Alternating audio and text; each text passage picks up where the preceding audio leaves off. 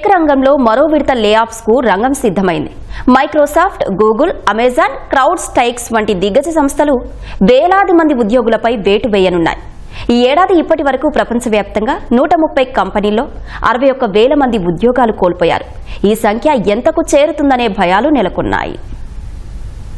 Tech దిగ్గజ సంస్థలు ఈ ఏడాది ఉద్యోగులపై మరో విడత వేటు వేసేందుకు నిర్ణయించినట్లు తెలుస్తోంది. Microsoft, Google, Amazon, crowd strike తదితర కంపెనీలు వేల మంది ఉద్యోగులను తొలగించనున్నాయి. ఈ ఏడాది ఇప్పటి వరకు ప్రపంచవ్యాప్తంగా 61,000 మంది ఉద్యోగాలు కోల్పోయారు. టెక్ దిగ్గజాలు ఈ ఏడాది మరో విడత కోత పెట్టేందుకు సిద్ధమవుతున్నట్లు సమాచారం. ఆదాయం వృద్ధిలో తగ్గుదల, స్థూల ఆర్థిక వ్యవస్థలో అనిశ్చిత పరిస్థితులు, సంప్రదాయ వాణిజ్య కార్యకలాపాల్లో కృత్రిమ మేధ ప్రాబల్యం పెరగటం వంటి కారణాలు ప్రభావితం చేసినట్లు తెలుస్తోంది. లేఆఫ్స్ డేటా అధ్యయన సంస్థ గణాంకాల ప్రకారం ప్రపంచవ్యాప్తంగా 130 సంస్థలు ఈ ఏడాది ఇప్పటి వరకు 61,000 మంది ఉద్యోగులను ఇంటికి పంపాయి. అందులో మైక్రోసాఫ్ట్కు చెందిన 6,000 మంది ఉద్యోగులు ఉన్నట్లు తేలింది. 2023 తర్వాత ఇంత పెద్ద సంఖ్యలో ఉద్యోగులను తొలగించడం ఇదే మొదటిసారి అని పేర్కొంది.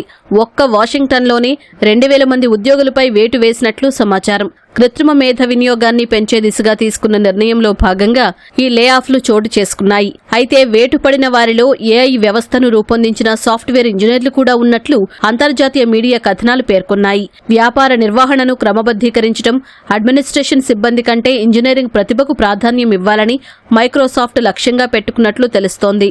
గూగుల్లోనూ ఉద్యోగ తొలగింపు ప్రక్రియ కొనసాగుతోంది. 2023లో పునర్నిర్మాణ ప్రక్రియను మొదలుపెట్టిన గూగుల్ అప్పుడు 12,000 మంది ఉద్యోగులను తొలగించింది. ఈ ఏడాది కూడా కోతలు కొనసాగించనున్నట్లు తెలుస్తోంది. ఈ నెల ఆరంభంలో గ్లోబల్ బిజినెస్ ఆర్గనైజేషన్లో 200 మందిని ఇంటికి పంపింది. వ్యాపార కార్యకలాపాలను మెరుగుపరిచే చర్యల్లో భాగంగా గతంలో పిక్సెల్, ఆండ్రాయిడ్, క్రోమ్, క్లౌడ్ యూనిట్లలో ప్రకటించిన లేఆఫ్స్ మాదిరిగా ఇప్పుడు తొలగింపులు చేపట్టింది. అమెజాన్ కూడా పరికరాలు, సేవల విభాగంలోని 100 మంది ఉద్యోగులను తొలగించింది.